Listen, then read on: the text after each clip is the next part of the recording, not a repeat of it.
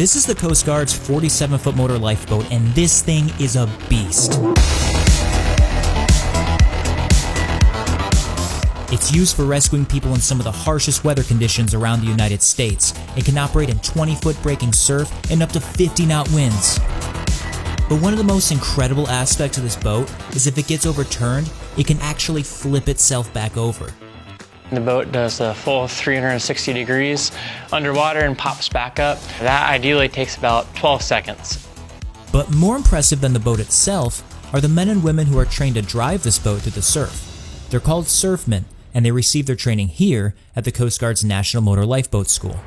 The school sits near the dreaded Columbia River Bar, an area so deadly it's known to mariners as the graveyard of the Pacific. The Columbia River Bar is by far one of the most challenging bodies of water I've faced in my career. Since 1792, approximately 2,000 ships have sunk in this area. But what makes the Columbia River Bar so dangerous?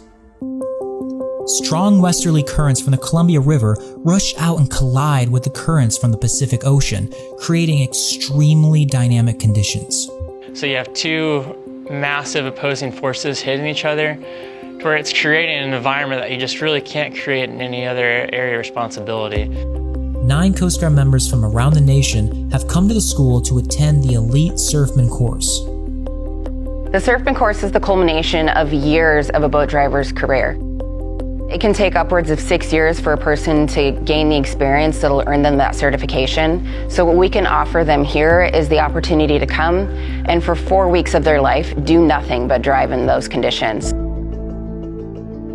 I wanted something with a little more drive and challenge. They sort of tell you it's the highest qualification you can get as a bosun's mate, and that's what I wanted to do. There's a little bit more layers than just driving a boat when you're talking about a surfman, especially in the Coast Guard. It's a lot of rich history behind it, a lot of great rescues. Hopefully I get to be part of a rescue someday that makes it down into history and keep bringing credit upon Coast Guard surfmen. These badges are called Surfman Checks, and they represent every surfman, going all the way back to the U.S. Life-Saving Service. Back in those days, surfmen used boats that looked like this, and wore rain gear and cork life jackets. It's a stark contrast to the more advanced gear worn today. We all wear 3 layers, a wicking layer, an insulative layer, and then a layer to keep us dry. But the most important things that we can wear are those additional safety items like our life jackets, our pyrotechnics, and things like our helmets and our heavy weather belt. The heavy weather belt allows the boat crew to stay connected to the boat if it's struck by a breaking wave or even flipped over while operating in areas like this, called a surf zone. These are the treacherous areas where students train. You're definitely out of your comfort zone all the time. These conditions are bigger than almost anywhere else, and we got to get out and really get into it. Surf zones begin forming far off the coast in what are called deep water waves.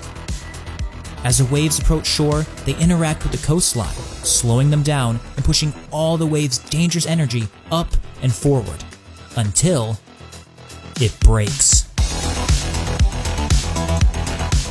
The primary objective of a surfman is actually wave avoidance. However, we know that you're not going to be able to get into a zone and prosecute a mission while completely avoiding every wave in the zone. So we practice and teach our students how to encounter those waves.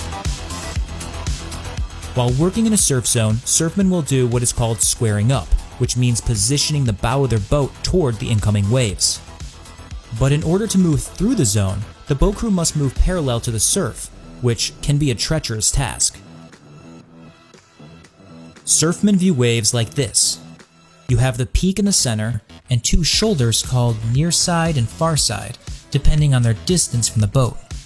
A surfman can either slow down to navigate around the closest shoulder, which allows the wave to pass in front of them, or try to outrun the wave and reach the far side. When you're running for the far side, you're trying to get to the farthest shoulder of that wave, the furthest area where you know it's not going to break, before it breaks on top of you, which is probably one of the most fun things to do, but also one of the most dangerous because you're never really sure that you're going to get there.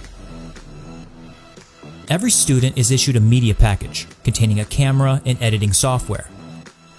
What that allows us to do is provide immediate feedback on the boats, but also go back and analyze mistakes or good things that were done on the boat that day and really point out how they can change or improve upon their performance.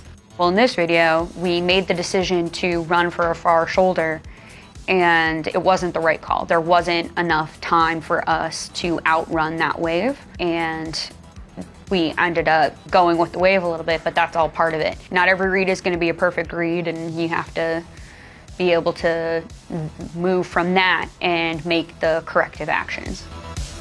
The students trained all the way up until the day of graduation, and it was on that final day that something crazy happened. Mayday, mayday. Ship's gonna sink, yo. The compass isn't working. The boat crews were notified of a potential mariner in distress near their location. I think I might be taking on water. It was decided that we were going to go investigate, see what was going on. It started with 14 to 16 foot swell, sort of amped up to 18 to 20 foot with brakes. We were able to get on scene and figure out that there was one person on board who did not have a life jacket. One of the school boats was able to get a life jacket over to the person on board the boat. The helo decided to send a rescue swimmer down, and luckily it was just in time. Swimmer hopped in the water and helped get them onto the helo after the boat had rolled, and all in all, it was a pretty amazing experience. That's one heck of a graduation.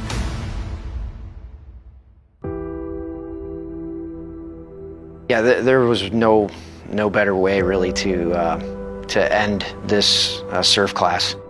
It was a pretty spectacular way to have everything kind of culminate and cap off an unbelievable 4 weeks. It's 3 years of hard work that's been acknowledged, and here we are with a certificate to prove it now. I can teach anyone how to drive in the surf. Like, it's just a matter of throttle maneuvers, helm movement, and having an understanding of bathymetry and oceanography. But to really get to that level to where you're getting someone that wants to push themselves into the most challenging conditions, that's going to stem from within. That's not something that I think any instructor, any schoolhouse could really teach, but I think that drive itself is what makes the surfing what it is today.